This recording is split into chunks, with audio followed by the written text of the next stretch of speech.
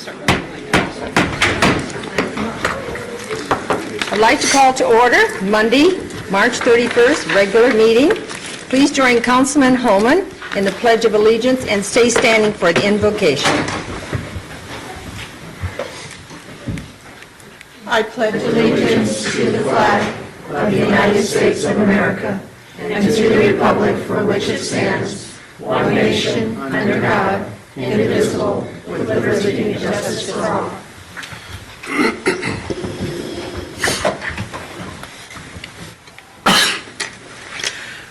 We thank you, Lord, for the blessings you have given our community and for the strength that our leaders have shown, both staff, citizens, and commissions.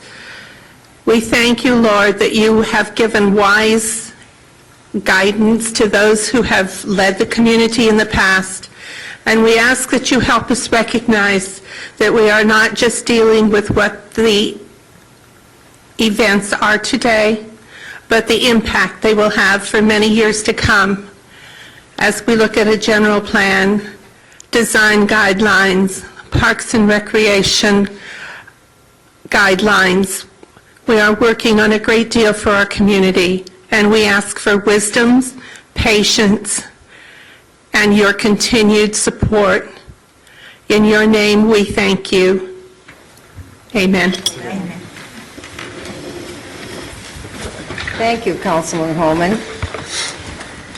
All right, Councilman Campbell is missing this evening. Not missing, but out of the area. I better not pass that around the community. So I need a motion and a second. So moved. Second. I heard a motion by Vice Mayor Pizzillo and a second by Councilman Stiff. All in favor say aye. Aye. Ayes have it. Let's go on to the first communication. We have two of them tonight. The first one is to recognize the volunteers and staff involved in the Tale of Two Cities float. Mr. Flynn, Mark Flynn, from Municipal Service Manager. Good evening, and Mayor. also, excuse me, Mark, is Guyleen Ozalensky, Arts and Culture Coordinator. Mayor, members of council, thank you very much for the opportunity to visit with you this evening. Hard to believe it was about 5 weeks ago, the Tale of Two Cities Parade International Festival occurred, but I appreciate the opportunity this evening to be able to provide a little brief wrap-up about that, to recognize some of the volunteers who helped really make that happen for us. Without them, we wouldn't have been able to make that happen. You may recall that the, oops, goodness, I'm afraid I'm a little bit of a rookie here with this new system. Laney's in the back sticking pins in her Mark Flynn doll. There we go. On Saturday, February 22nd, that was the culmination. The actual event had occurred, the festival and the Tale of Two Cities Parade. But it was the culmination of about 7 or 8 weeks of work by just dozens and dozens of volunteers from all spectrums in the community. We had a number of folks who volunteered their time and their abilities and their creativity to really bring together a lot of just really brainstormed ideas that we just kind of threw out on the table and were able to kind of bring to the product that you saw during that event. If you remember, we had the Globally Evolves theme, was the City of Goodyear Globally Evolves, and we chose an aeronautical theme. And if you remember, we had a little a script that we brought in prior to that. We had a number of folks who were a part of that. So we're going to just go through that script, then we'll roll into the actual slide presentation. Over that slide presentation, I'll introduce those volunteers. They'll come up and join us toward the end. We'll actually maybe take some photographs with them.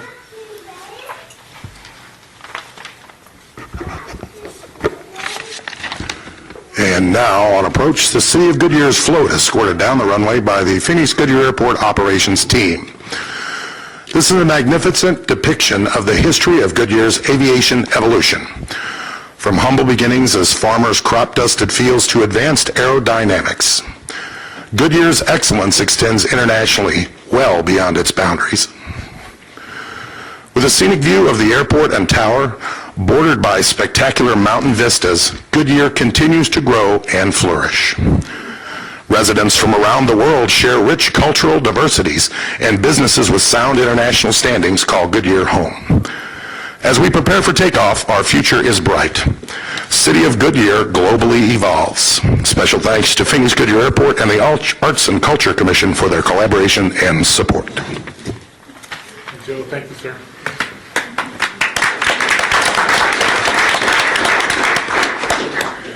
You'll have to forgive me, a few of those slides went by faster than we did. had, faster than we had anticipated. But there were literally dozens and dozens of folks who participated in this event. And we want to just take a moment to identify and share with you the names of some of the folks who were part of that event and making that happen.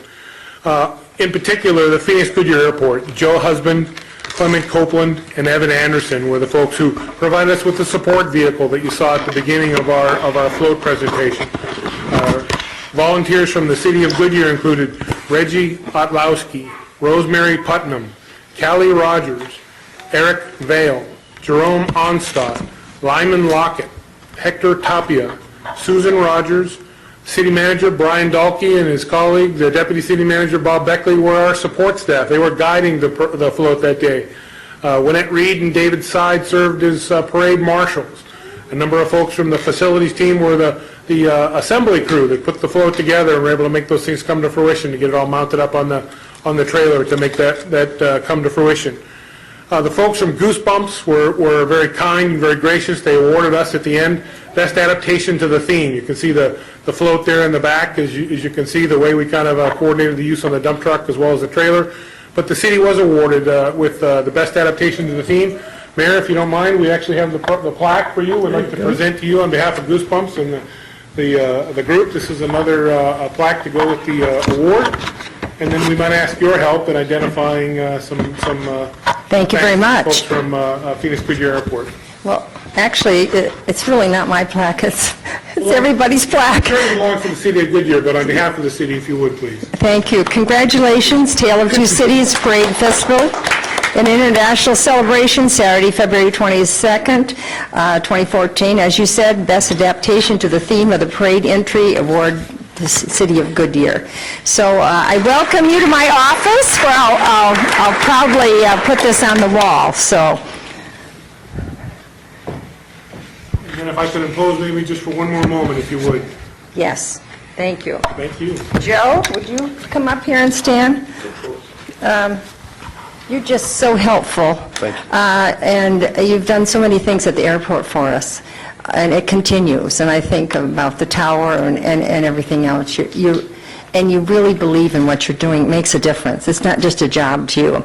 So I just want people to know, we reached out to Joe's group for collaboration on this event, and he donated the balsa wood planes. Did any of your children get them that you could fly? I took one home for my grandson, that were handed out to the spectators along the parade route, as well as the fly music. In addition, Joe's group provided a truck to escort our entry along the parade route, and that was wonderful. It was a great collaboration, and he was so supportive in his event. So we wanted to give you this little picture. It's a you'll be able to put on your office wall. Here. It's our famous picture where we all flying. Doing the fly, yeah. Is that what we're doing? Okay, we're doing the fly. So, wait a minute. I won't do that for the picture. Let's do this. Good, thank you so much. And let's give a round of applause for Joe. Thank you very much. You're welcome. I guess Madam Mayor, just a quick second. The coordination for the event too, Maureen Scott, Mary Wilhite, Gailene Oslansky, and myself, we were the ramrods behind the activity to kind of put that planning together. We got to do a lot to help coordinate that piece, but the volunteers that we've spoken about this evening are really the ones who have made that happen. But special thanks to those folks for their help in putting that all together and really brainstorming some of those ideas. Thank you for stating that. And I'm going to give, while I get some information I need for the next presentation, any comments from the council? Yes, go ahead, Bill. Mayor, I understand we've got a good number of the volunteers here in the audience tonight. We have about a half dozen or so folks. Did you want to introduce them or have them stand? How about introducing, and let's take the time for a picture. Get a photo, Okay, absolutely. get them up here and let's have a picture. If it's okay, I'll read those names again, please. Yeah, have him come up. Okay. From the Phoenix Goodyear Airport, Joe Husband, Clement Copeland, and Evan Anderson. Was Evan able to join? Okay. From the city residents, Reggie Otlowski, Rosemary Putnam, Callie Rogers, Eric Vale, Jerome Onstadt, Lyman Lockett, excuse me, Hector Tapia, Susan Rogers, Brian Dalkey, Bob Beckley, Winnette Reed, and David Side. And I think several of those folks are with us this evening. Great. That's great. Can you bring them all up for a picture? Come on, council, take the time to come on down. want down here? Yeah, come on, let's all go down. I'm just Are you curious gonna bring why them up front? No, no. Mr. Stand up. Rogers isn't Stand up. part of That this works group. better. Mr. Rogers. This really works better. No, he's back there.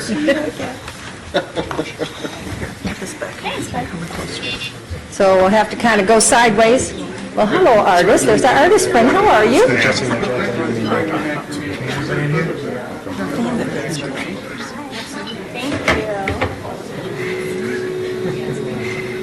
Hey, kind of scoot in and get sideways, not back, say sideways. This people go this way, that group go this way. We'll get you all in. Okay? Can you, is your lens? Guyleen, you need to get out. Why don't you come on this side? Maureen, come on. Or somebody, Bring Jeff with you. Oh, that's right, he didn't do anything. I'm sorry, you do what? Yeah, do a wide one. Oh, you're brutal. You look better in the wide one. Are you in it, Joanne? Are you in it? If I'm not, you'll see my. Oh, Mary, it's okay. Mary. We can double up. Everybody look at me. 1, 2, 3.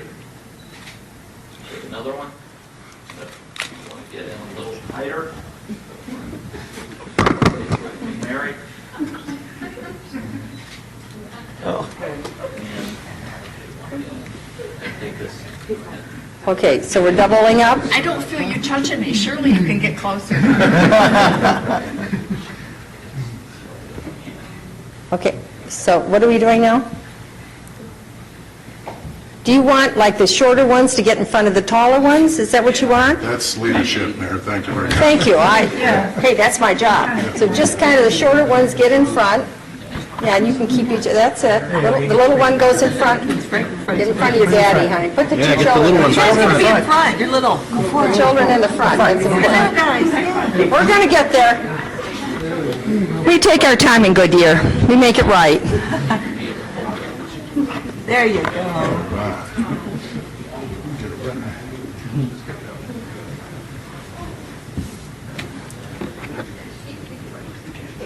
I hope he's got a webs page or something. Tweet him.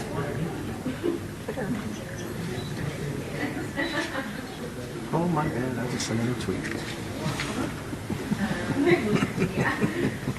What movie is that? Ted? Yeah, that's right.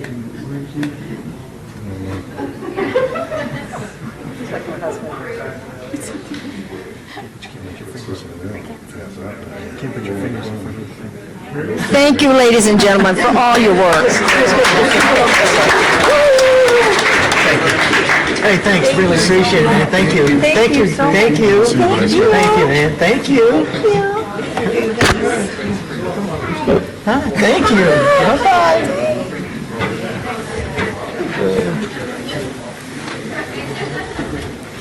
And Jeff, thanks for bringing your wife around.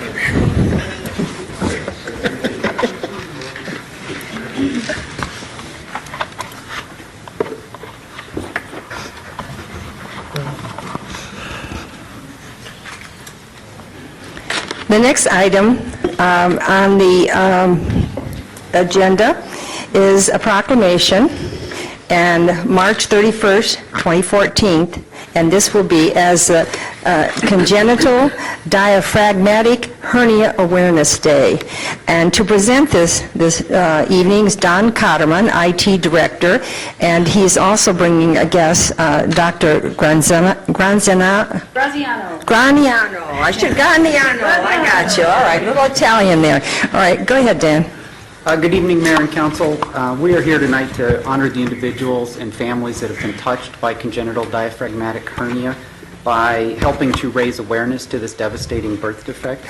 With me tonight is Dr. Graziano, a surgeon with Phoenix Children's Hospital, who will speak briefly about this birth defect, its effects, and why it's important that we raise the public's awareness of it. Dr. Graziano? Thank you so much for taking the time, and I'm really excited that you guys are trying to raise awareness about diaphragmatic hernia. So what is a diaphragmatic hernia? That's the whole point. We're trying to raise awareness. Well, it's a small problem that leads, or small defect, a small hole in the diaphragm of the baby that leads to a huge problem. So the hole in Dan and Lonnie's baby's diaphragm, the diaphragm is the muscle that divides your chest from your belly, the hole was only this big around. It was just an inch or two large.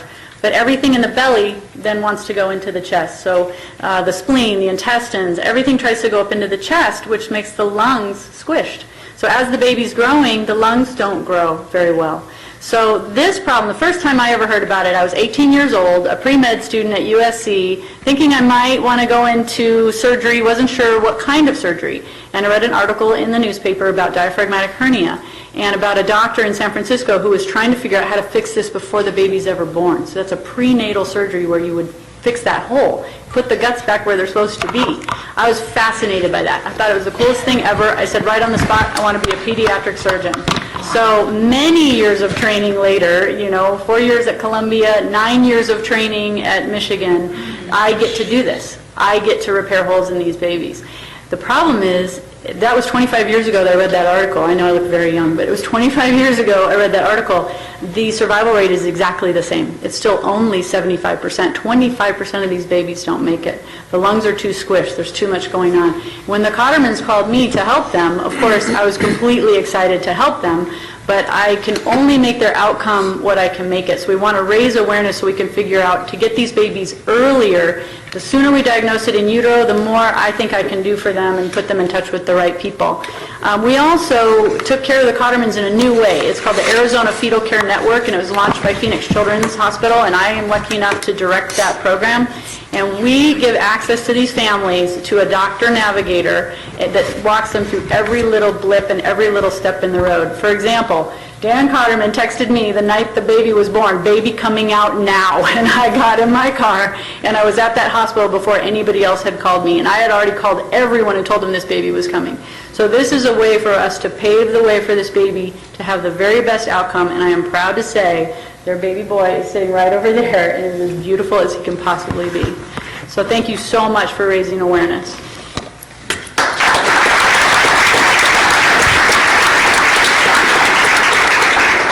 That concludes our presentation, and we would ask that the mayor would read the proclamation. Well, can we bring your wife up, the baby up, the doctor up, you, Dan? I mean, this is just wonderful. And I want you to know I practice and practice saying this word. And, it's hard. Thank you for saying it's hard. I am going to do it, but the first time I have to do it in the first sentence. So you will bear with me, won't you? But it's so important. And, of course, we wanted to do this. And, of course, we want to raise this awareness in the public.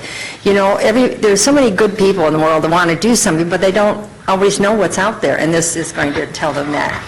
So, whereas congenital diaphragmatic hernia is an opening in the diaphragm that allows the abdominal organs to push into the chest cavity, and whereas CDH, that is what we're going to call this, so you just have to go out into the public and say CDH, is often a life-threatening birth defect because it eliminates the growth of the lungs, and whereas CDH occurs in every 1 in 2,500 live births in the United States, and CDH accounts for 8% of all major congenital anomalies. And whereas the proactive diagnosis and a proper management of the fetus with CDH, it minimizes the incidence of emergency situation, and it dramatically improving survival rates, which is extremely important. Whereas there is a need for increased public awareness of CDH. The CDH Awareness Day provides an opportunity for families like these families who live and have been affected to celebrate life and to remember loved ones lost. And we certainly don't want to see too many more of those. To honor dedicated health professionals like yourself, doctor, and to meet others and know they are not alone. And whereas groups such as Breath of Hope, Inc. are working to promote public awareness and encourage research efforts to one day prevent or successfully treat all those diagnosed with CHS. Whereas the establishment of CDH Awareness Day will provide an opportunity to share, and especially your experiences, and information with the public and the media in order to raise public awareness about CDH birth defects. So, whereas March 21st, 2014 is recognized as Congenital Diaphragmatic Hernia Awareness Day, now be resolved that I, Georgia Lord, Mayor of Goodyear, Arizona, do proclaim March 31st, and I'm going to be the CDH Awareness Day in City of Goodyear, and urge the residents to learn more about CDH and support all those who are affected. Given under my hand in these free United States in the City of Goodyear on the 31st day of March 2014, and to which I have caused the seal of the City of Goodyear to be affixed and have made this proclamation public. So, Doctor, we're going to present this to you, and there is an envelope in which you can put it in tonight to keep, to take it home. But again, I forget that. What you're doing is almost like a pioneer in this. And so it sounds like this is really a first, and we would like Goodyear to be one of those cities. So everybody that's with your organizations, reach out, talk to them, tell them about it, and let's see if we can help all of this to be eliminated. All right? You want pictures? All right, here we go.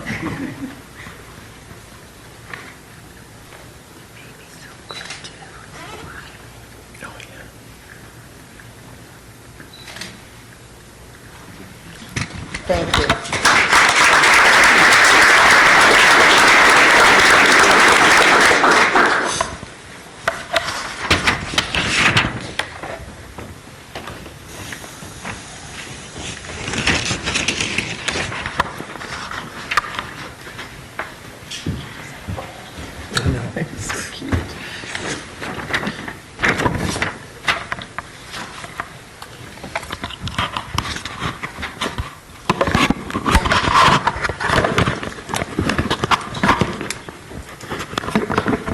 This doesn't go easy.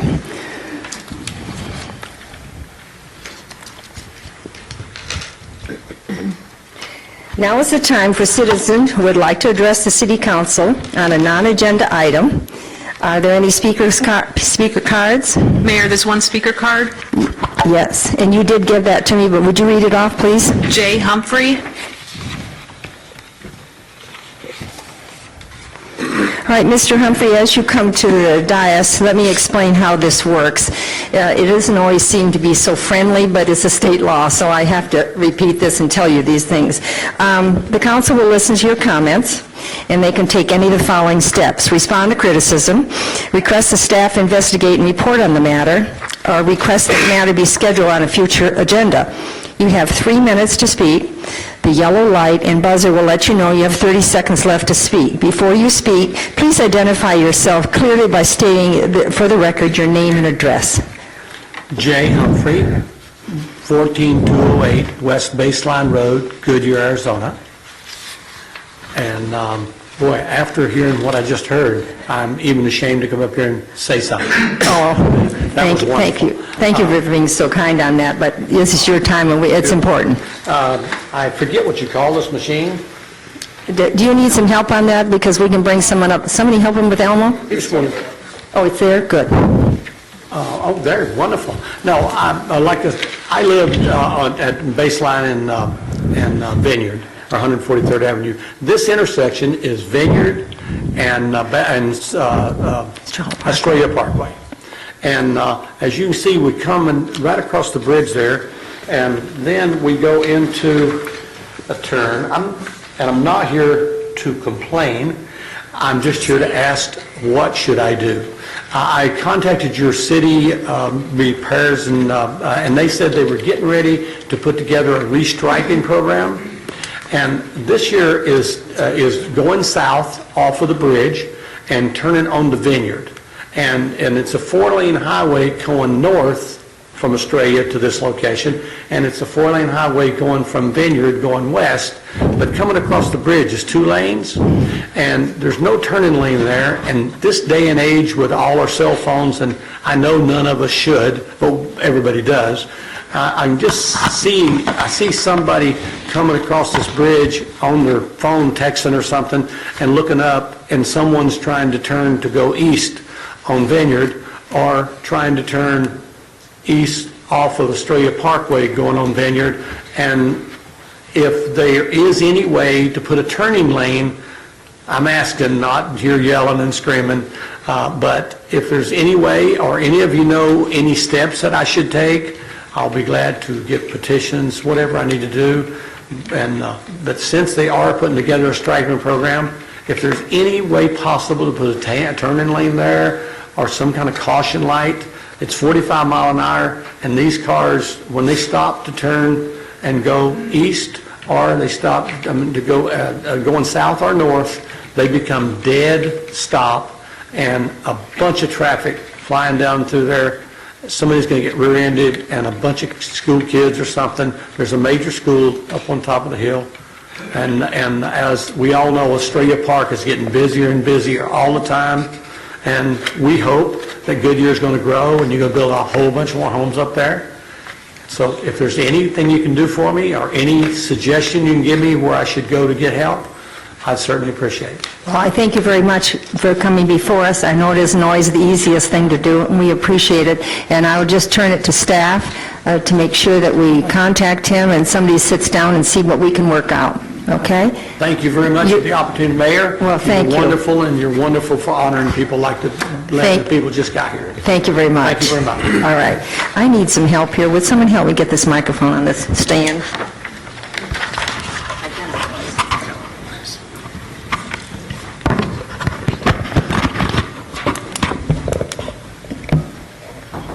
Oh, it's nice to have a vice mayor. Thank you. All those duties. Yeah, I know it. You're really overridden, aren't you? Okay, we're going to start with the consent agenda. So will the city clerk please read the consent agendas, items 6.1 through 6.6 by title only, please? George, our city clerk is, he's coming away from her. I'm sorry, I didn't look up.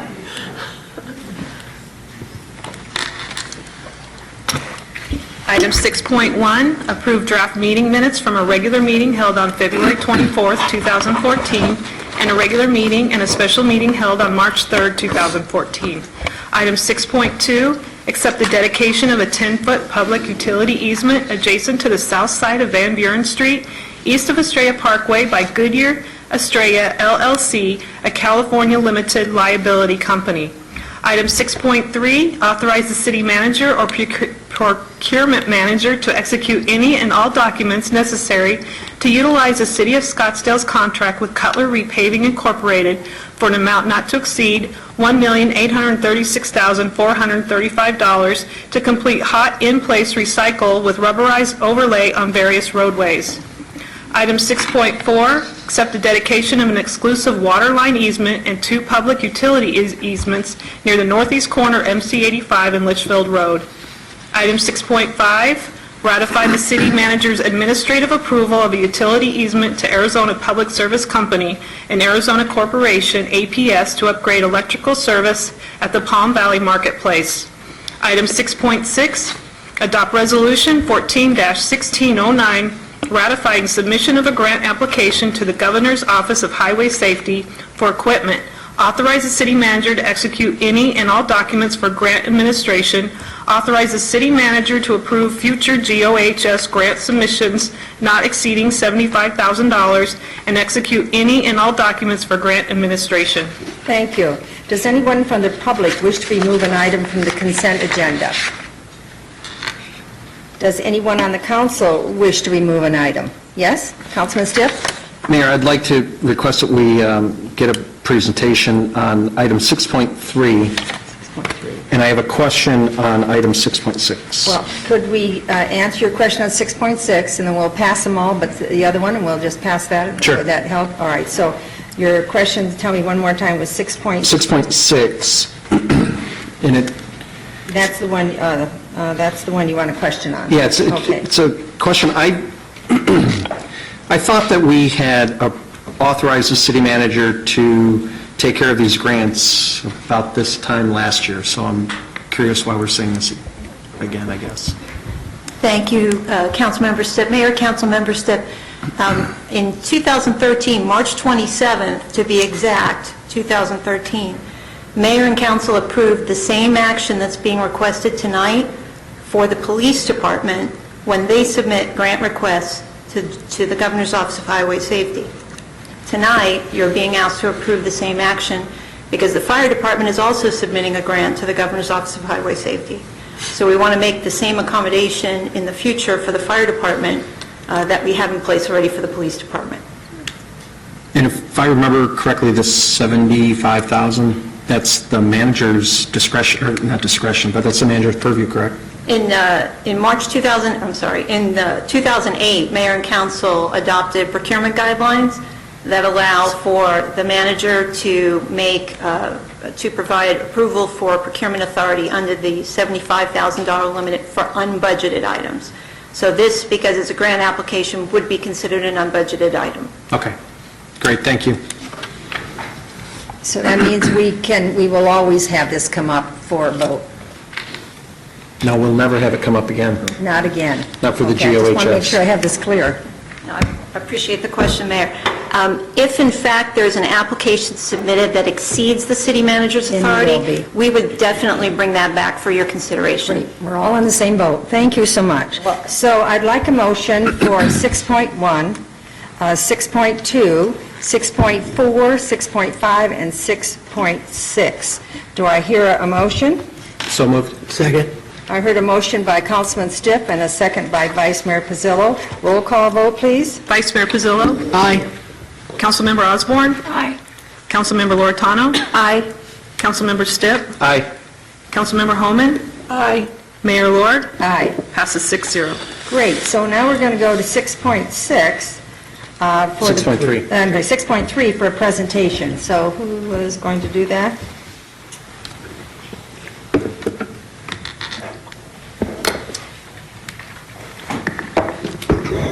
Good evening, Mayor, members of the council. Tonight, I'm requesting your approval. Sorry, I'm Luke Albert, City Traffic Engineer. And tonight, I'm requesting your approval for this year's pavement management projects. This map shows the 3 projects that we're proposing for this year, which are Indian School Road from Litchfield Road to Falcon Drive, Bullard Avenue from the RID Canal to Indian School Road, and Pebble Creek Parkway from Virginia Avenue to Indian School Road. This graphic, you might remember from a couple of weeks ago at the work session that we did. It shows the proposed projects and where they fall on the pavement performance curve. And as you can see, each of these 3 projects fall on the steeper portion of the curve, such that the rehabilitation is still an option, but if it continues to fall further down that curve, then you can only reconstruct those roadways. And then by rehabilitating the roadway now, you could bring it back up to the upper portion of the curve to where treatments in the future could be the less expensive preventive maintenance type treatments. This table shows the cost information for the projects and also the material sampling and testing and the associated ADA ramp improvements as part of the project. We're proposing to do the hot-in-place recycle treatment on the roads, and that's a multi-step process where the pavement is heated and then the top inch of asphalt is removed. And then when that asphalt is removed, it's mixed oil, recompacted, placed back on the roadway, and then the final step of the process is placing a brand new rubberized asphalt surface on top of the recycled asphalt pavement. So by doing this, you'd have a nice rubberized surface at the end of the project. If approved by City Council tonight, the contractor would plan on start working on this on Monday, April the 7th. They'd start on Bullard Avenue, and the entire project for all 3 of them would take about 6 weeks. They would be restricting traffic but not closing any roads. They'd have 1 lane open in each direction at all times and during the contractor work hours, and then when they're not working, they'd remove the traffic control so you'd have the whole road open again when they're not working. We'll also plan to notify the residents through the use of the variable message signs, and also we've got a list of neighborhoods that are within 1 mile of any of the projects. So we'll send out an email to the HOAs as well. This is a list of previous hot in place recycle projects in the city. Should be noted that the last project on the list, Estrella Parkway from Vineyard to Elliott, there was a warranty issue on just the portion, the southernmost quarter mile from Cotton Lane to Elliott Road. There was a warranty issue, so the contractor during the past week actually replaced the surface of that roadway as part of the warranty at no cost to the city. Just like I said, it was their responsibility because it was a material issue that we identified during the warranty period. This is a photograph that shows the work that took place last week on Estrella Parkway. It's one continuous pass. In the front, they're heating it. In the back, they're putting down new asphalt. So it's all one process. The whole thing takes place, like I said, it's a continuous moving process, which is nice. With that, I'd be happy to answer any questions. Thank you. Bill? Look, I really appreciate the presentation. My concern tonight was that we had a $1.8 million request on the consent agenda, so I appreciate the presentation. So you're satisfied? Very, very Vice Mayor? so. Thank you. This was in the 13-14 budget, I assume? Yes, That was approved in the budget process? Mayor Lord, Mayor Lord, Vice Mayor Pizzillo, we have a line item in the mayor budget for Okay, this. thank you. Councilman Loretano? I have two quick questions. Now, this is a separate project than some of the neighborhood streets that we're going to be looking at, right? Mayor Lord, Councilmember Loretano, correct. The consultant that we had here 2 weeks ago, he's finishing his recommendations. We'll come back this summer with the updated list of neighborhood recommendations. And at the, getting the beat down by the city attorney over there, since you did put Estrella Parkway, since we're having the contractor come and redo it, and I drive, the gentleman that just spoke, and I drive that every day and see that problem, since we're having them redo it, is that something we can look at while they're redoing it? Rather than spend more money if they're already resurfacing it, when can we do anything there? I guess it's a cost item, so I'm going to assume we have to push that to somebody to, yeah, that's, because that'd be a budget item, right? Because it's not programmed?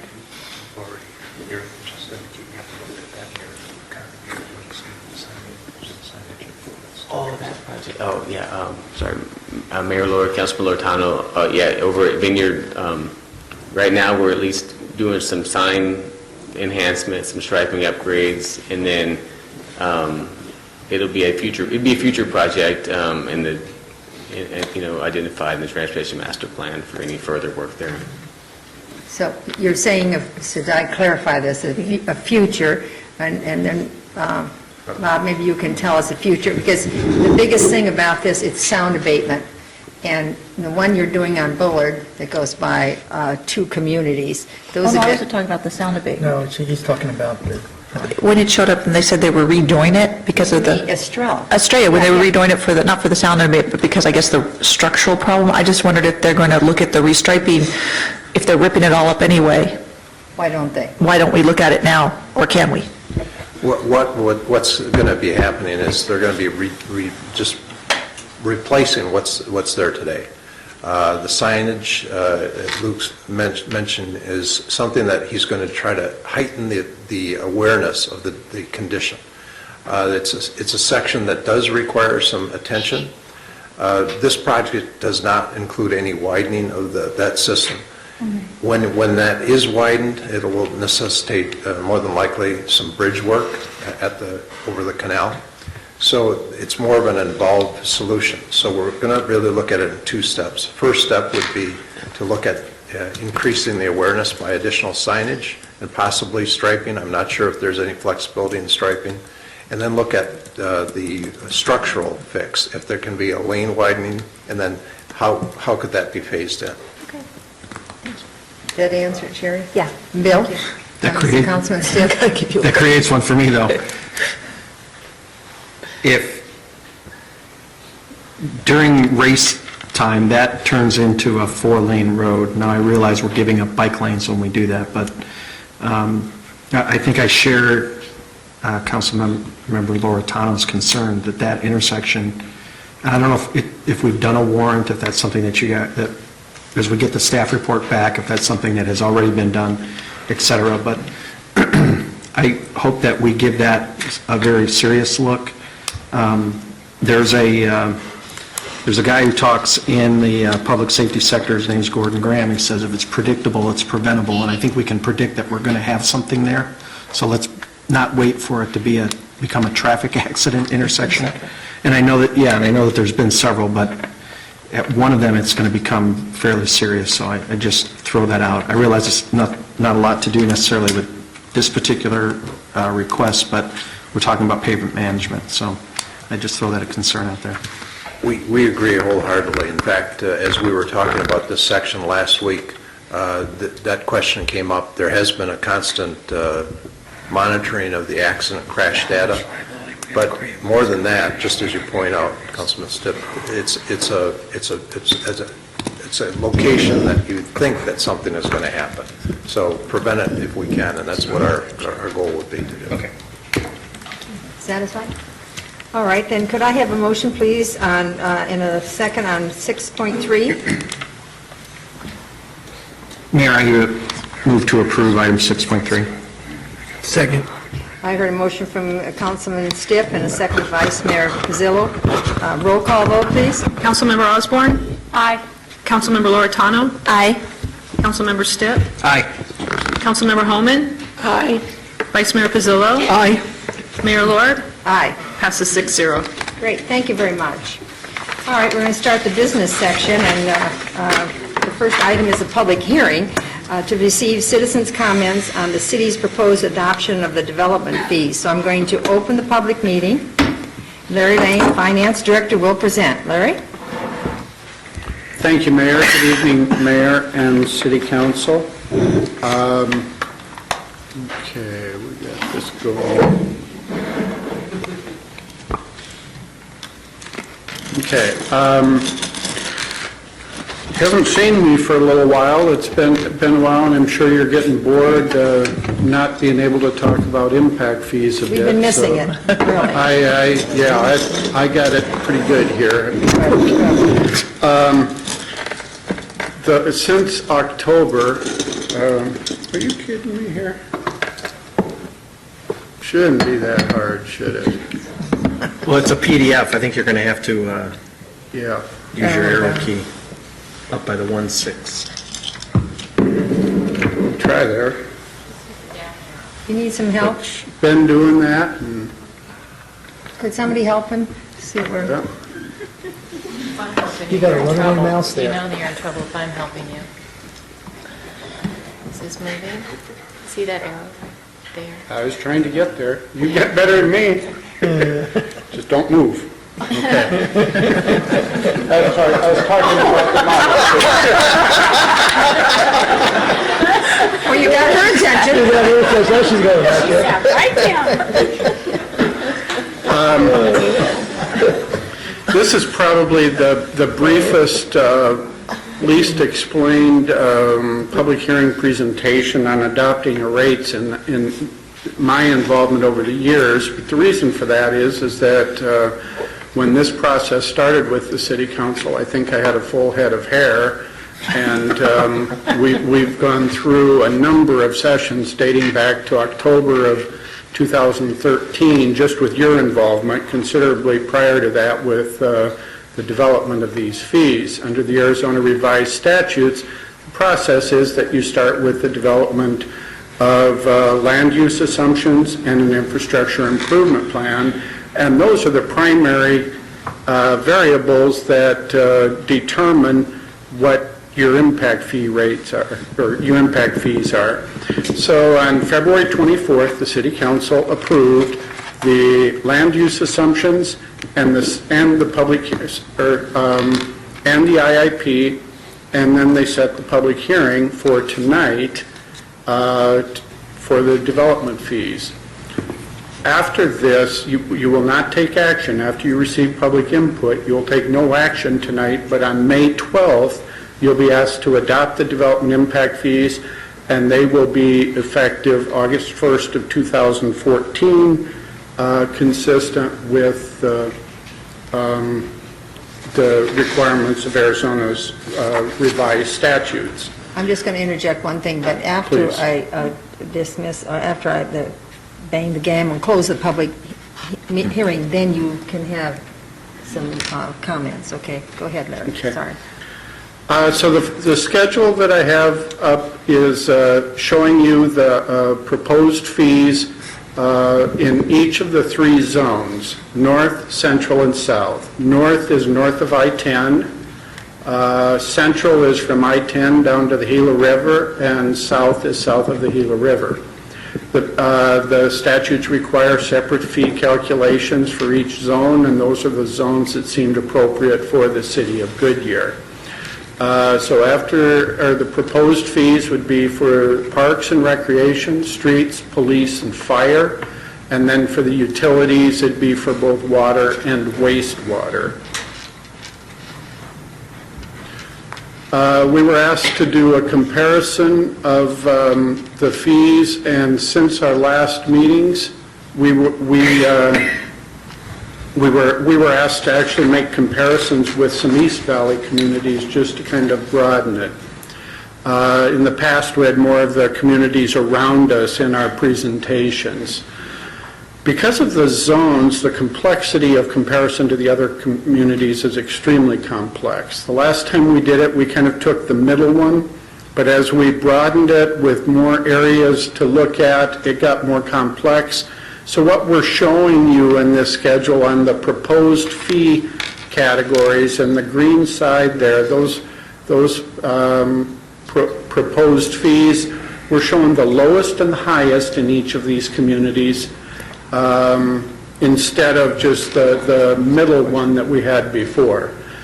Very difficult to tell which properties would be included where as we're going through there. I will also tell you that there was one in particular that, if I remember right, had 5 different non-utility fee categories or zones, and then on top of that, they had 3 different water and wastewater zones, and those zones didn't match each other. So if you were trying to figure out which one, you'd have to know exactly what street a particular property were on. The Goodyear's fees range from a low of $3,102, that's the area primarily north of I-10, since we do not provide water and wastewater services for most of that area, to a high of $14,021, and that's in the central area. In the right-hand side, because a lot of these communities do not have water or wastewater fees, or only have water and wastewater fees, we wanted to show you the same information for the non-utility fees by themselves.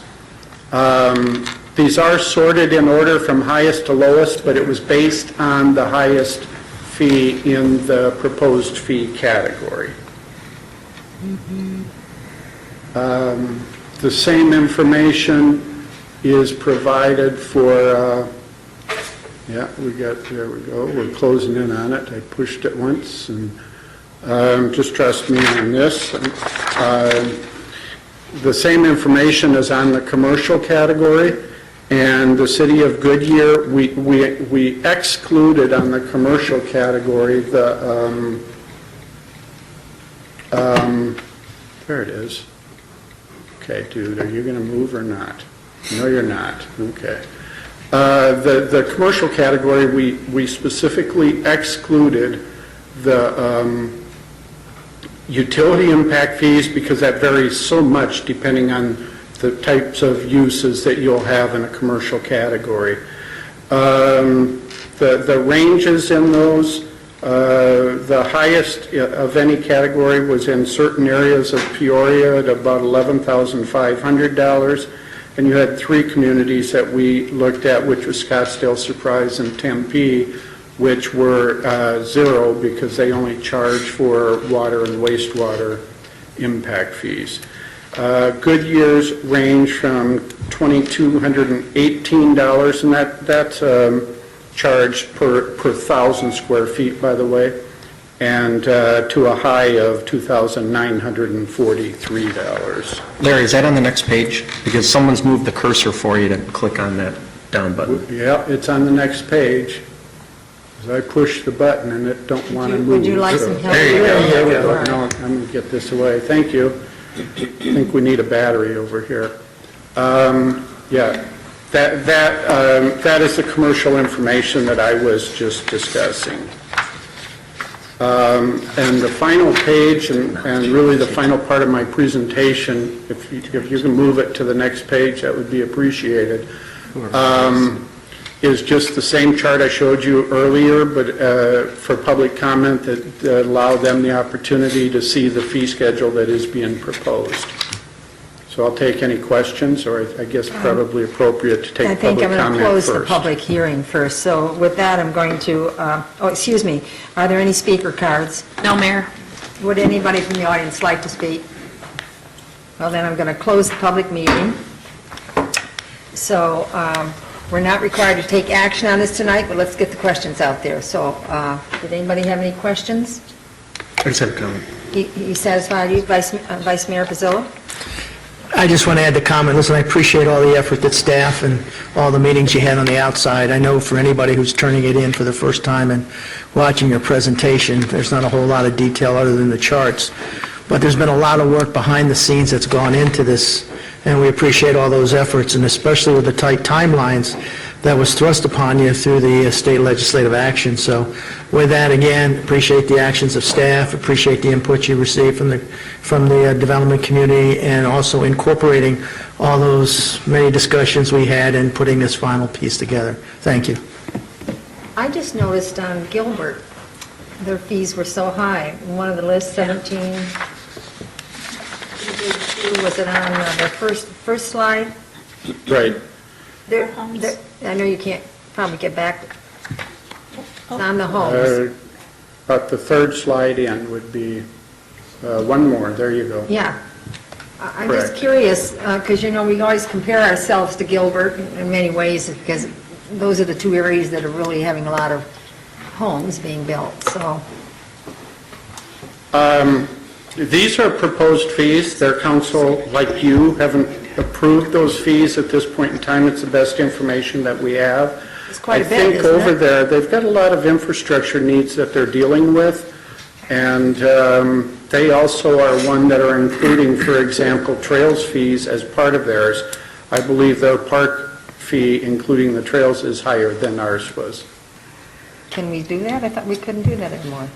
I thought we couldn't do, It's going to be tested probably. I thought we couldn't do trails. Did I miss something, or am I misinformed? No, you said it. I picked up on that, didn't I? You're right. No, I think that's an open to interpretation issue. They have a different interpretation. Well, I'm going to tell you, I'm going to be a little upset if they get away with that interpretation and we don't. I mean, that's serious. If we all have to change these fees, then they better be pretty, a little democracy in this, and because we are the competition on the west side to Gilbert on their side. And I don't want us just to fold over. So I'm very curious about that. Mayor, I want to remind you of the conversation that we did have as we went through this process. As we were reviewing these fees and in the various discussions that we had on that, that is one particular fee category that there was a considerable amount of discussion on. The concern is that for us to adopt that fee today, the standard that we had the cost information was for unpaved fees at a cost of about $350,000 per mile. That would actually lower our standards as we move forward. And there is uncertainty, as the city attorney has pointed out. And between now and when we revisit this issue in the next 2 to 3 years, as we've talked about, I expect to see considerably more clarity on that issue, both on the legal side through either a court challenge, which I think will happen, or legislative action, which will happen if court challenge doesn't. And on the other side of that equation, that we can maybe put together a program that better represents the standard that was included in the Parks Master Plan at that level. And that was a conversation that we had at the time, Mayor. I'm sorry, that conversation faded in my mind, and it does quickly when I see those numbers.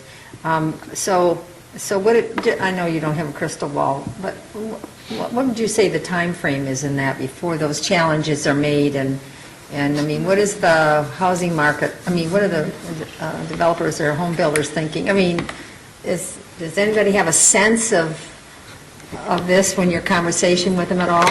None?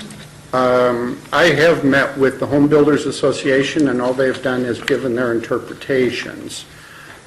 Based on past experience, and discussions that we've had internally, it's, I would say that the likelihood is that it'll be sooner rather than later that we'll know the direction that that's heading.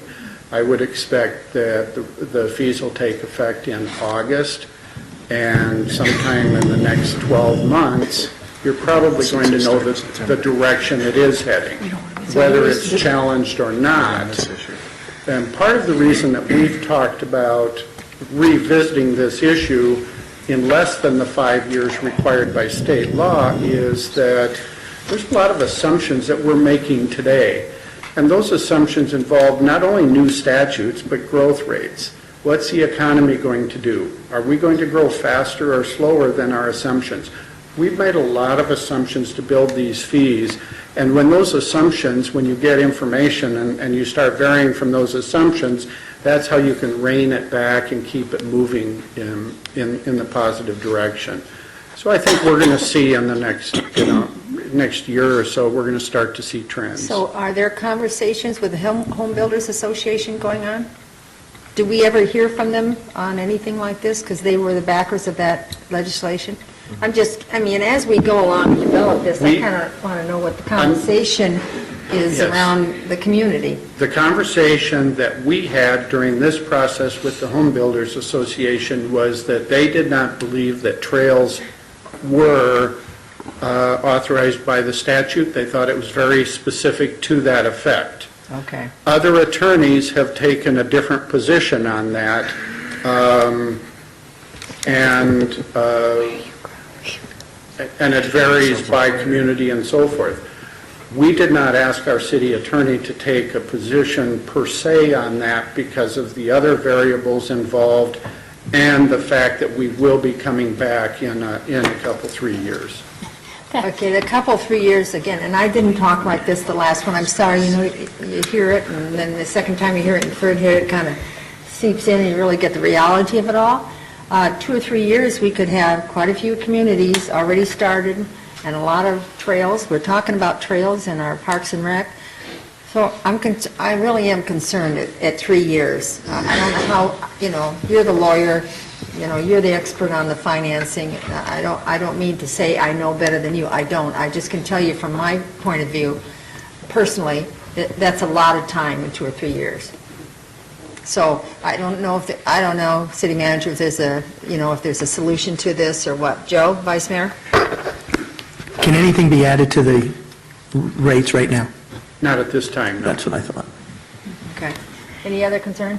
Well, I appreciate Councilman Osborne? I appreciate you bringing that up, and I do recall the conversation because, I was all for those trails. I wasn't as told you. No, but- well, and I think, though, I appreciate the 2 to 3 year concern and how much development will come in within that time frame, but I think strategically, legally, this is probably one of those calculated risks that we're going to have to take. And if we can know within a year's time, I think that once people start, the homeowners associations or departments start to see, Gilbert and these guys bringing that out, we're going to know within a year if they're going to go down that road of fighting it. I would have to imagine that it's only going to be within a year. But, Yeah, I just saw some figures in the paper today, or yesterday on Gilbert, and what their general fund looks like and what they're bringing in on home building and construction and all that, and I'm thinking, wow. And it was so much more than what we're doing that Anyway, so I've made it known. Thank you for listening to me, and you know my concerns, so if there's any way a conversation in between this time, each year can take place to push that up a little bit, it'd be greatly appreciated by this mayor. Okay? All right. All done? All right, thank you very much. Okay, let's go to 7.2, to adopt the resolution recognizing of April as the Fair Housing Month. Katie Wilkin, Planner 3, to present. Katie? Thank you, Mayor and members of the council. As you said, there's a resolution before you to recognize April as Fair Housing Month. The Fair Housing Act was adopted in April 1968, which is why April is recognized nationally as Fair Housing Month. And what the Fair Housing Act says is that every person has the right to access to decent housing, regardless of race, color, national origin, religion, sex, familial status, or disability.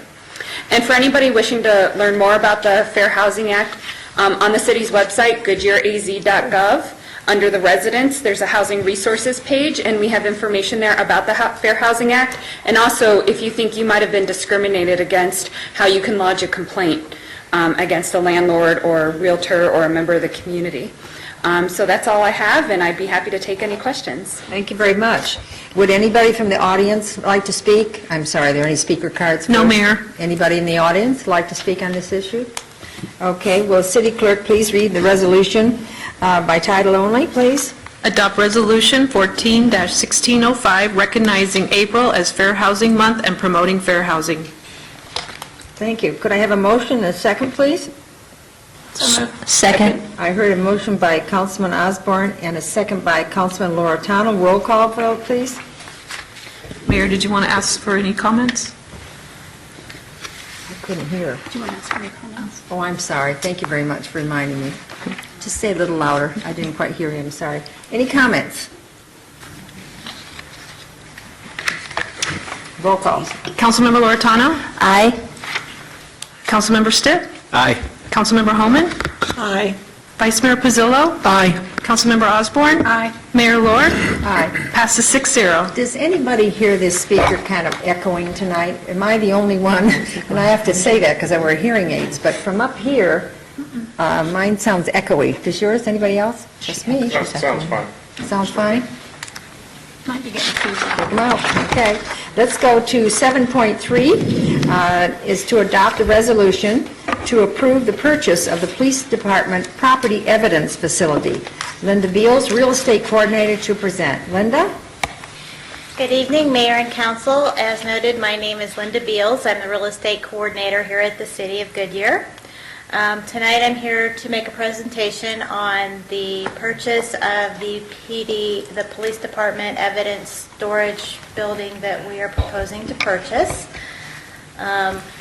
That item was brought to you last week on Monday night for work session, so some of these slides are going to be somewhat familiar. I've cut a few out that are more related to direct PD operations versus the actual purchase. I also took the PD logo off since I don't work under PD. But moving through it, tonight's presentation we're going to focus on the requirements that you did hear about last week, as well as I put in a couple of the photos just to again kind of reinforce the reasons why we're looking at purchasing the new facility and the planning of the future for that, as well as the costs associated with it, the timeline, and where we're at in that timeline, as well as a newer slide that you hadn't seen in the past with regard to the purchase agreement and those items that are just the basic outline of that purchase agreement that we have entered into. So moving forward, the existing building that we're in is about 2,000 square feet. The new building will be is at approximately 7,200 square feet. But another really critical item that I don't know for sure was mentioned last week was that this building is also going to leave us the ability to move upward, where our current facility has relatively low ceilings. This is more of a warehouse type facility that not only will we have the expansion space horizontally, but we'll also have the ability to move vertically in this building. The items that we're going to be storing will be for safekeeping of found property, general evidence. These items you've heard before. We're going to be looking at also areas for officer intake, packaging, crime scene, and refrigerated storage, and getting that inside the building instead of outside. So another critical items there. Oops. I don't know how to get back. But kind of moving forward, what we're able to do here is to show you, again, that the building that we have doesn't have a ton of vertical space. We have a lot of storage boxes and so forth, but very narrow area compared to what we're going to have available in the new warehouse. The conditions right now are just incredibly tight and almost very difficult to manage. Again, this gives you another indication of the type of facilities they're working under. Over the last several years, they've just expanded so much. As noted before, the refrigerators outside, some of the other storage areas, things like, one of the things Chief Geyer mentioned was that boxes are having to be moved out to locate stuff that's inside. And hopefully all of this can easily be corrected in the new facility. One of the things we were asked to do as far as in engineering was to go out and take a look at what alternatives were available. The PD looked at possibility of looking at some of our existing facilities, but we've pretty much used up most of those, and we've actually expanded into every viable space they could locate. We went out and looked a bit what was available to rent and or purchase on the market.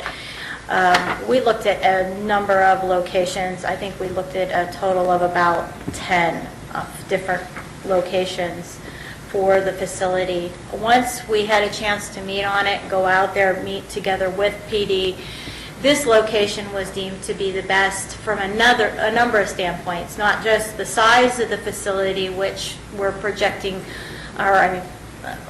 PD has projected will allow the expansion out over the next 10 to 20 years, as well as this location offers what we thought was the best as far as security with regard to the fact that this building is kind of set into an area where it's a standalone building. We don't have walls between other tenants and us. We have very limited access points. We have a fenced rear area all of our own.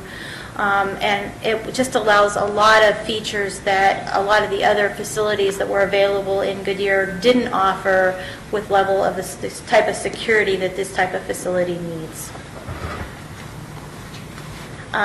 This timeline's been brought to you before. We're hitting that critical hour on the timeline. We have finished up all of the due diligence, and it's all come back and been reviewed, as well as the appraisal, and all of those items have been, they've all came in satisfactory, or there's been a couple items that we've resolved. A couple of minor repairs need to be done on the roof. We worked out a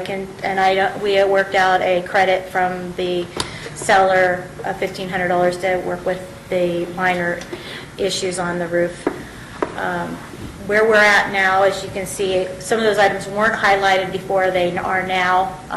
We are due tomorrow to provide them with the final contingency releases, and we'll get into a little bit more of that later. The tenant improvements have remained the same since the last time we brought this to you, up to 332 plus or minus. We'll be continuing to, we'll be working through, Regis will be, and the engineering department will be working through that over the next several weeks, gearing toward getting a more finalized estimate. We've been trying to work a lot of this concurrently just so that we can open up that facility as soon as possible if it gets approved tonight. Project costs, I'm bringing to you the same numbers. We're going to be very close to my original estimate. I think we're going to end up being right around that $560,000 point. I think we're still going to come in a little bit lower, but it's going to be real close.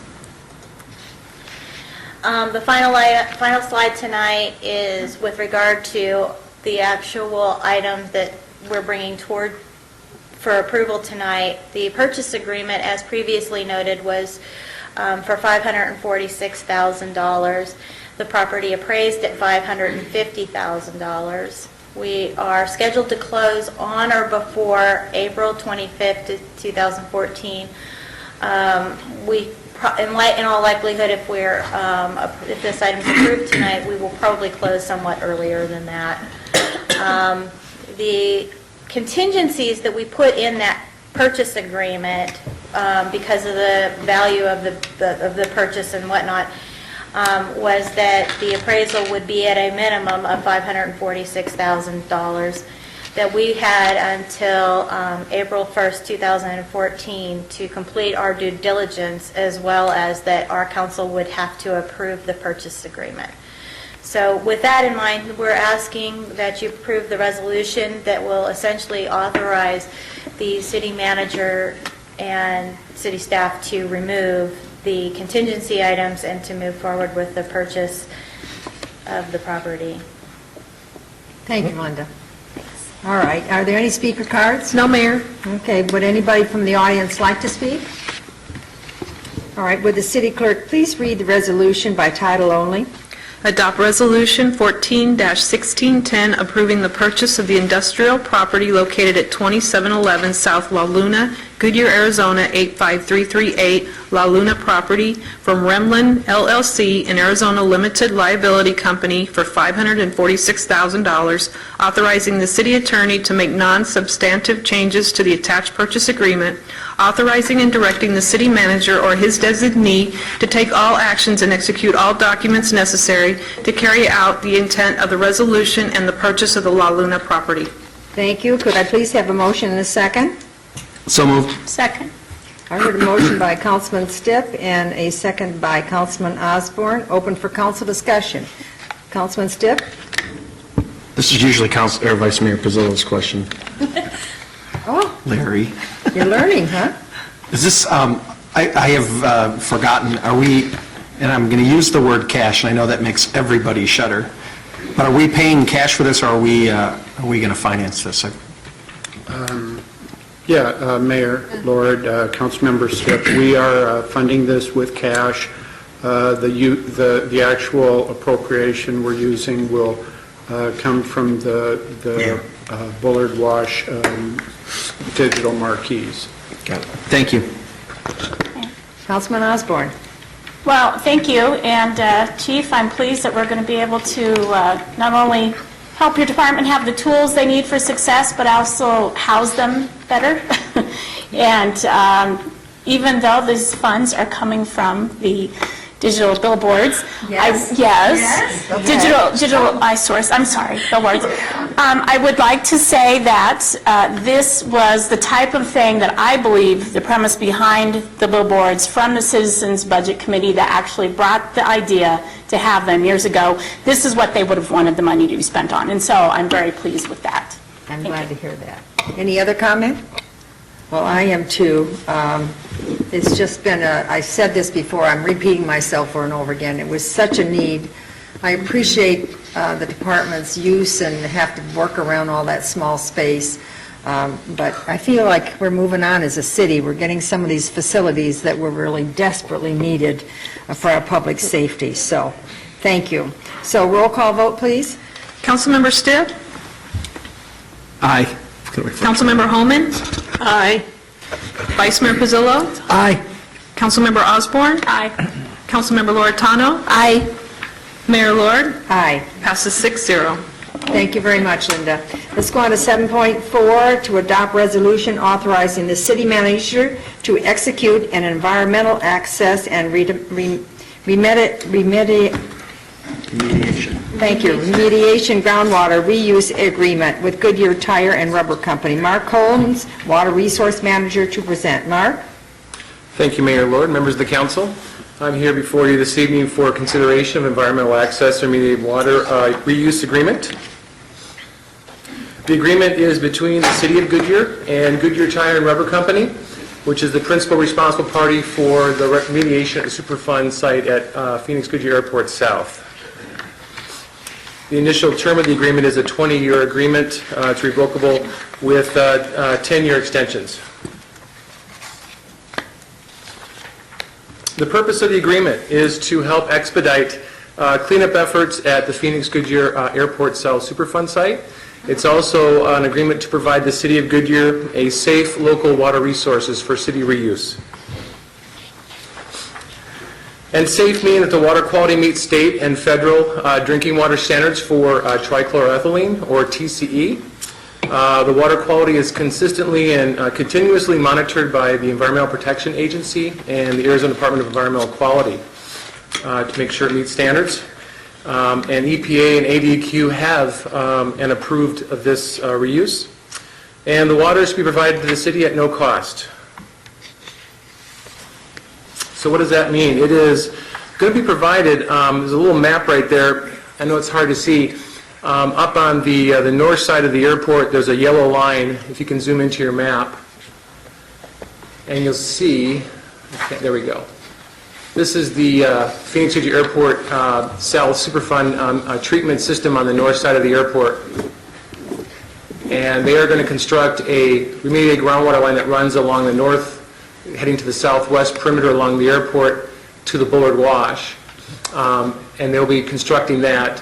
The city will be looking at a construction from the reservoir pond here at the Goodyear ball field complex, and constructing a water line to interconnect with the Goodyear Tire and Rubber's infrastructure.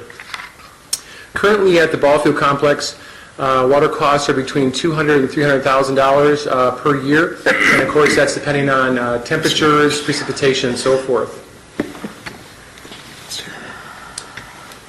Additional potential savings. At the ball field complex, there is parking lot landscaping and practice fields that are not interconnected with the pond reservoir system, so this water supply could be later interconnected with those landscaped areas and provide additional savings. And those savings would be about somewhere between $50,000 and $85,000 per year, again depending on the water consumption. Goodyear Tire and Rubber Company in the agreement has agreed to provide up to 500 gallons per minute, and that equates to about 720,000 gallons per day, or 806 acre-feet per year. And again, I want to remind you of the no replenishment required by the Department of Water Resources. What that means is in 2013, we received a citywide exemption by the department, meaning that whatever groundwater supplied to the city from remediated groundwater sites does not have to be replaced. We don't have to order CAP water to replenish what's pumped. And if you look at the bottom there, besides the $200,000 to $300,000 annual water commodity cost savings, that's an additional $50,000 for 285 acre-feet in today's dollars. Of course, that savings goes up with time. So I want to make you aware of that additional value. And again, the total volume is 806 acre-feet. The ball field complex usage is between 225 to 285 acre-feet per year, again, depending on usage. So there is some remaining, I'll call it free agent remaining groundwater that could be used in other uses for the city. And in this budget, we have budgeted for and total anticipated costs to the city of $369,610 for construction of this interconnect with Goodyear Tire's infrastructure. So we're looking at a return on investment of about 2 years. And with that, I would happily entertain any questions you might have. Thank you, Mark. Thank you. Are there any speaker cards? No, Mayor. Is there anyone in the audience that'd like to speak?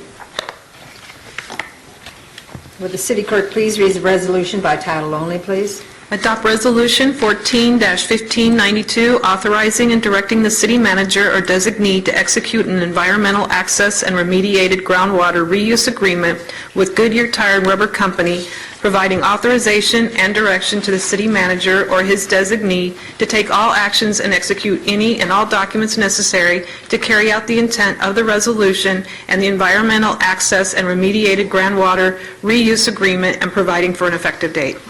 Thank you very much. Could I have a motion and a second, please?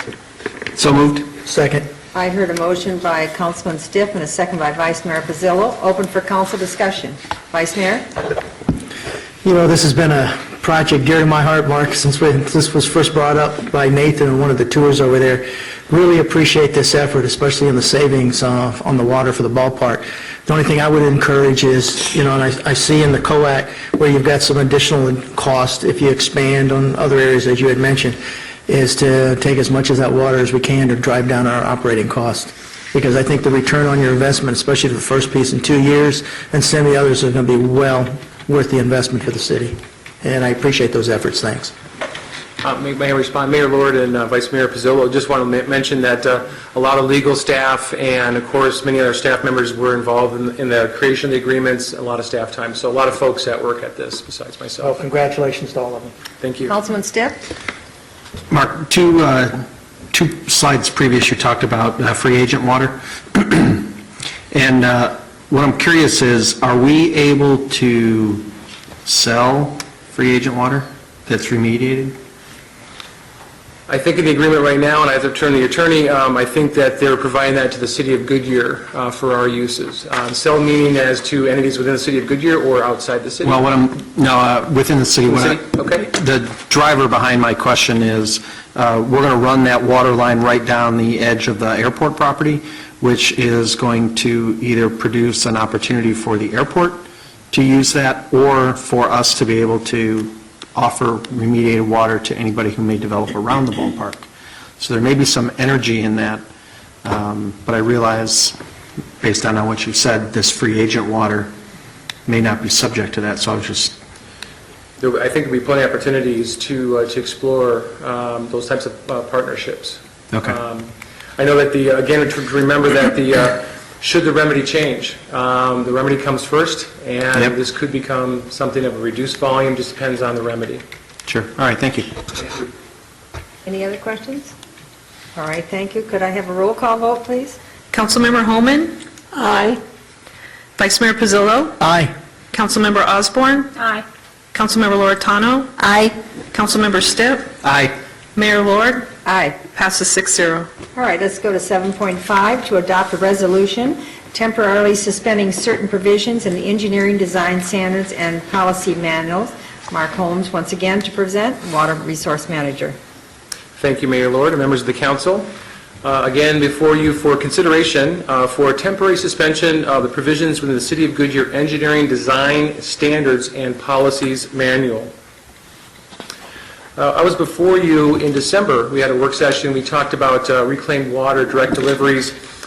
So we made a case, I made a case to shift away from the expansion of city's purple pipe direct delivery systems and trying to recharge our reclaimed water to the maximum extent possible. Recharging our reclaimed water, it maximizes our sustainability and our water resource to meet current and future water demands.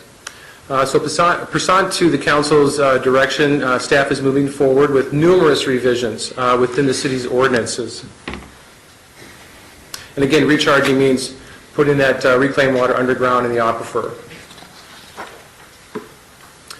So revisions to the engineering design standards and policies. Again, just want to mention the engineering department supports these revisions. Certain reclaimed water design standards and policies are required for existing and planned reclaimed water infrastructure. There is reclaimed water infrastructure you're probably familiar with. We talked about the Estrella Mountain Ranch.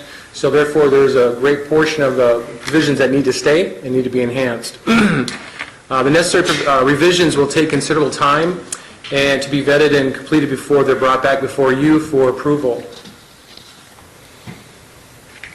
While it's occurring right now today, applications for residential and commercial developments continue to be submitted to the city. Under the city's current regulations, again, the engineering design standards and guidelines, they require developments to install and construct these reclaimed direct delivery systems. This temporary suspension will allow developments to avoid expenses associated with construction of the unnecessary infrastructure while staff completes the ordinance revisions. The proposed resolution will suspend the application of the engineering design standards requirements that currently require the installation of reclaimed water lines, except in those cases in which the city is contractually obligated to deliver reclaimed water. Unless terminated earlier by the mayor and council, the suspension will terminate by October 31st, 2014. So we got a little deadline there. And with that, I'd happily entertain any questions you may have. Thank you, Mark. Are Thank there you. any speaker cards? No, Mayor. Would anybody from the audience like to speak? Would the city clerk please read the resolution by title only, please? Adopt Resolution 14-1607, temporarily suspending provisions in the City of Goodyear Engineering Design Standards and Policies Manual, 2012 edition, that impose requirements for the installation of reclaimed water improvements, providing authorization and direction to take actions necessary to carry out intent of resolution, providing for the termination of suspension, and providing for an effective date. Thank you very much. Could I have a motion and a second, please? So moved. Second. I heard a motion by Councilman Loretano and a second by Councilman Holman. Open for council discussion. No discussion? Roll call vote, please. Vice Mayor Pizzillo? Aye. Councilmember Osborne? Aye. Councilmember Loretano? Aye. Councilmember Stipp? Aye. Councilmember Holman? Aye. Mayor Lord? Aye. Passes 6-0. Thank you very much. Thank you. Shall we use the information items after the work session? Because we're going to have to go to a work session to finish it up. Or do you want to do them now? I'm getting advice from the city clerk. Should we do them now, or? You can do them now if you'd like. All right, let's do them now. So we'll just close out this session. Does any council have any comments or accommodations or reports or current events? I do, but I just closed it out, so. Well, Councilman Stipp? I had actually a couple things that went on this week. One was had the opportunity to work with Arizona League of Cities and Towns in the laying out the classes and format for the upcoming conference, and that was extremely interesting. My appreciation to Matt, our council assistant, for making that a reality. A lot of really good ideas, were out there, and league staff should be putting together a very interesting, informative conference. One of the things that was very interesting is there's a huge push across the state to talk about water issues, which for us is not a surprise, but to hear it coming from everywhere else in the state I thought was pretty interesting. That occurred last week on Thursday. In addition, I also had the opportunity to sit on a panel discussion at the Arizona Fire Chiefs Association annual conference. There was a group of elected members and appointed members to give their perspective on the fire service and what it kind of what it means today in the new economy. And that was it was a very interesting experience to hear, not only from sitting city managers or deputy city managers, but also from other elected folks that to gain some perspective on their view of the fire Was there service. anything that surprised you, or anything that came at the top of the list? It was just all? No, because of my background, for me, it was very, I was able to see that. What was good and interesting for me to hear was what I had perceived, others were as well. So, sometimes I can appear to come from left field. It is comforting, I can understand that. So that was very comforting. It is for all of us when that happens, so good. And I did not embarrass our chief, Chief Luisi, so that was a good thing. But so it was a very interesting experience to do that. Getting So this from the background. I do have a couple of things for the manager when we get to that as well. All right, let's wait till that. Yep. Councilman Loretano? I just want to kind of update a couple things. I know we did a lot of stuff, and I'll let the mayor talk more about this, but the Estrella Music Festival was wonderful. I was there, and it was great to see so many families out. And then the next day, we had the Estrella Kids Triathlon up there, and it's really showing our communities into health and fitness and family and fun events, and both were packed. And I was amazed they got it down so quickly from the night before to the next morning. So I also want to thank both the chiefs for giving us the updates, and when you guys give us those updates of incidents that happen, because especially in our little area up here, if you see sirens, you automatically think the worst, and you should be, it goes quickly on Facebook up there and everything, so I appreciate that. Then I can always post something when, that it's not the end of the world, so I really do appreciate those. That really do help a lot, because we don't see a lot of sirens up there, but when you do, you think it's the worst, so thank you very much. Next. Vice Mayor? I just want to piggyback on the music festival. Tip of the hat to the staff and the volunteers. I don't know what the count was. I'm guessing... Over 5,000, I heard. Was it 5,500. 5,500. That was a fantastic event. It's one of those kind of things that, and tip to Guyleen and her staff, and to all our volunteers that participated, police, fire, public safety. It's one of those kind of events when you see the families and the kids, and they're all out there dancing to the music. Really like to see more of those if we can, because it was a great... It was fun. It was fantastic. It was just fun. Enjoyed it so much, I bought one of the Irish rock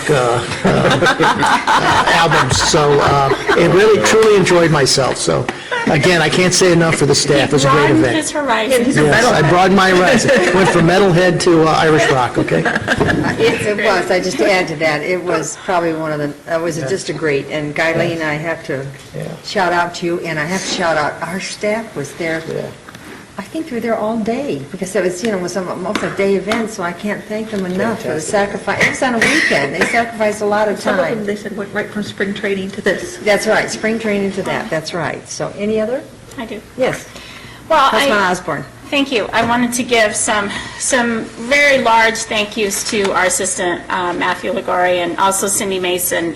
It's actually the first time I've been able to talk since Building Blocks for Better Schools. And they did a fabulous job, as usual, and they worked late into the night to get everything ready for all of our schools that came, and our principals and superintendents, and it was a really great event. And I wanted to thank our speakers also that day, both the chiefs, our librarian, Parks and Rec, and they did wonderful highlights of their departments, and I know that this was an opportunity for the principals and the superintendents to really hear what's going on with the city, and those relationships that get built are important. Also, that today, our second annual, this is the second time, the Reading Challenge began today for the next month, and we actually now have, last year it was 3rd through 8th grade, this year it's now kindergarten through 8th grade, so that's started today, so that should be good. I also wanted to really show my appreciation to Kim Bradford, because, she, over the years, I've watched, and I don't think she's here, is she? Over the years, she's one of those people that just is a team player, and it seems like she goes from project to project, department to department, but she always has pearls of wisdom that are given, and I just wanted to show my appreciation for that. This evening, I'm not at home, but I have to tell happy birthday to my baby, who's 18. Oh, wow. And lastly, this last week, we had the Aging in Place Conference with MAG, and it was we should say, a sold-out event.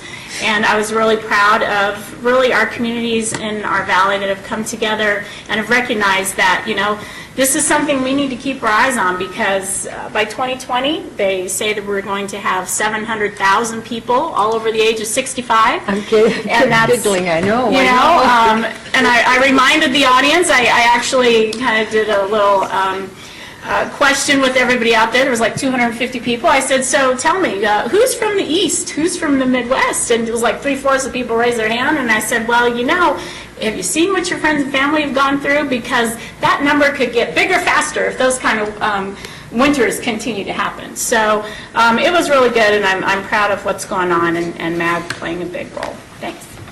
Well, as one of those people that happens to fall in that age group, I appreciate the work you're doing. Anybody else here? Vice Mayor? No, Sherilyn? Well, I just want to thank staff and everything. I had a little sabbatical, unintentional, the last month. Pleased to say I'm almost 100%, maybe not quite, but people question that all the time anyway. So, but I just wanted to thank the staff for keeping me engaged and informed, and I had an experience, the last council meeting, you thought I wasn't watching?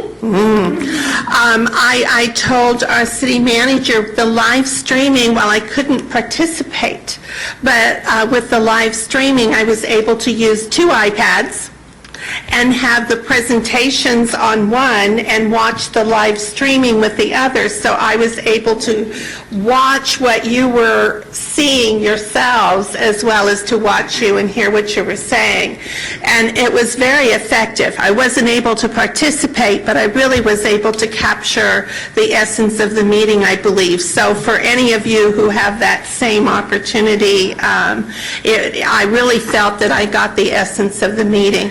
But the staff was absolutely amazing. Brian, Mary, Matt, to keep me in the loop so that I wasn't missing the important things that you were doing. Geraldine, thank you, because that is the epitome of our staff. That is how they do behave. And, you know, some people say, oh, you always say thank you and all these nice things, you know, and you're always drooling over what you're saying, but it's true. It's truly true, and I think anybody that gets on council after us will come to realize that very quickly, what a great staff we have, and we are what they are. So I'm going to talk a little bit on a few things, which I don't usually do, but Rob and I went to a tech shop in Chandler this week, and it's located near the Chandler City Hall, and it's a ASU Chandler Innovation Center in that area. And so this tech shop, it's actually a commercial business that goes into cities.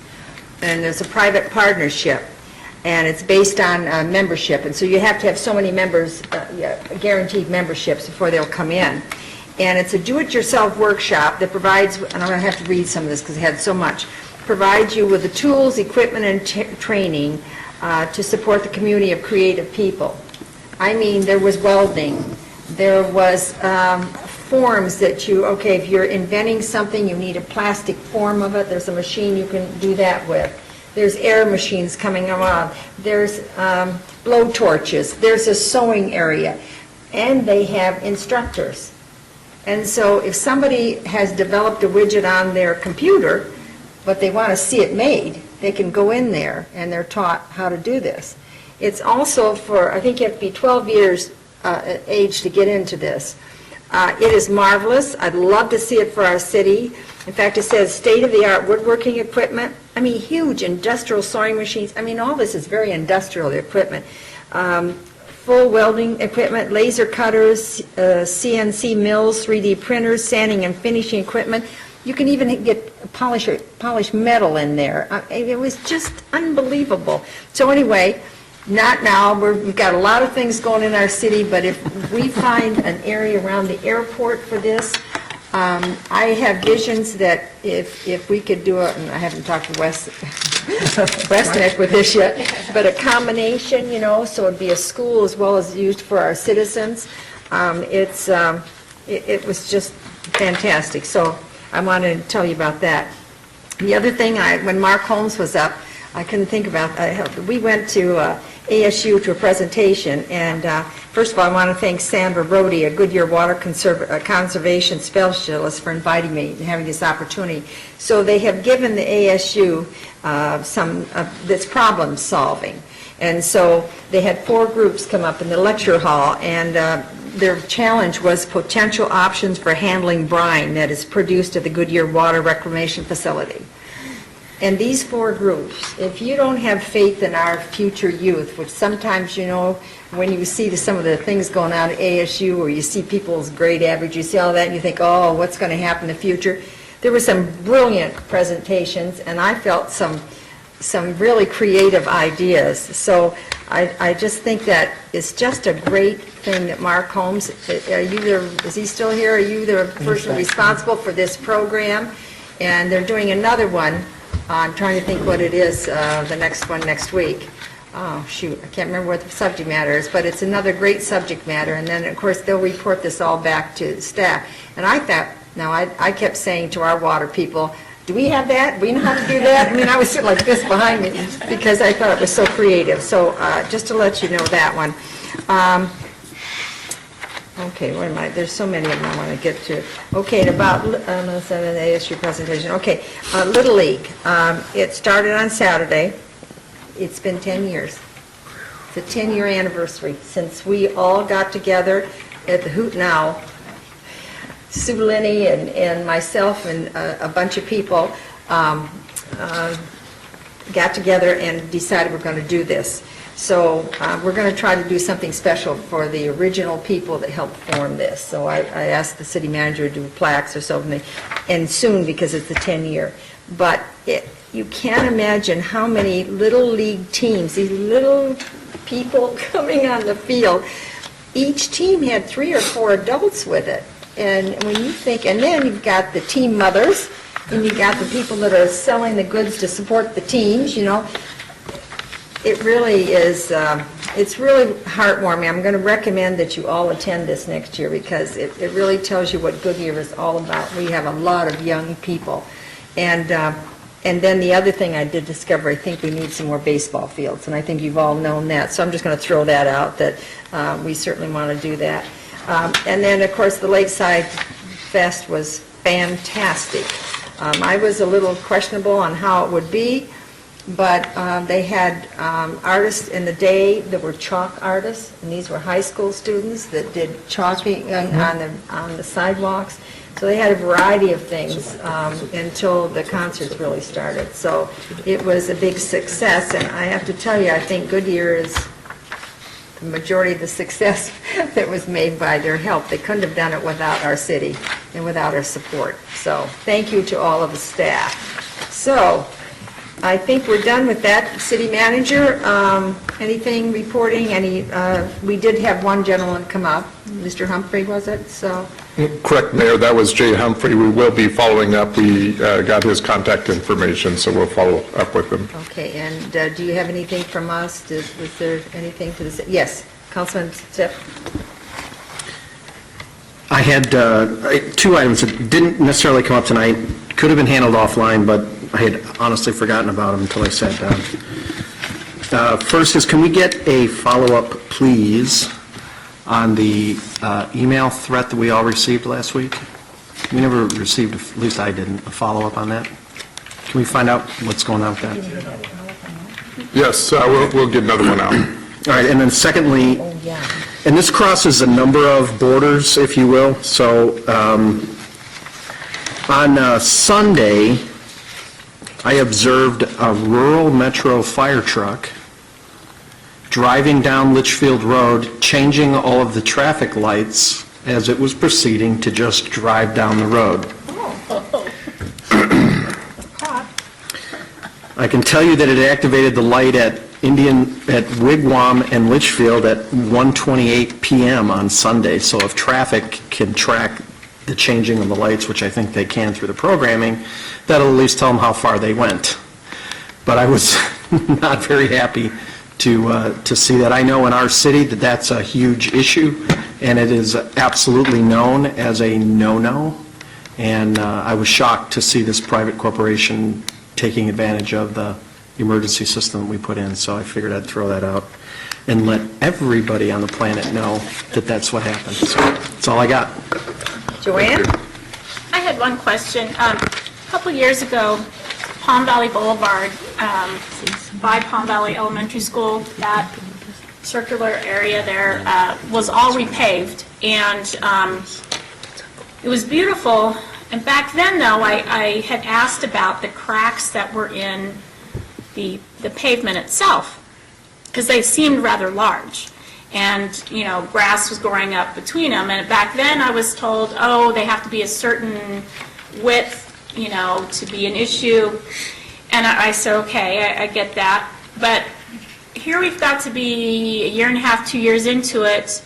I don't know how our warranty works with it, especially after the previous discussion we had earlier this evening about payment warranties. I'm telling you, the cracks, at least from Palm Valley School, heading like southeast, the crack's this wide. It's 2 to 3 inches, and I can't imagine that that's normal. I mean, I don't see it anywhere else like that. And Within so our I just wanted neighborhood. to bring it to your attention, because that just doesn't seem right. And I know we spent a good deal of money on that road a couple years ago, so I just wanted to see, and if I'm wrong, I'm wrong, but I just want to bring it to your attention, because it seems awfully big. Mayor, Councilmember Osborne, thank you for bringing that to our attention, and once we get details, we'll follow up and let council know. Thank you. All right, well, I'm going to adjourn this meeting, but before I do, I want you to know the next meeting, next meeting will be a workshop session on April 7th, and so we'll all see you there for that meeting. So I'm going to adjourn this, and then we're going to go into the work session that we left. So this meeting is adjourned.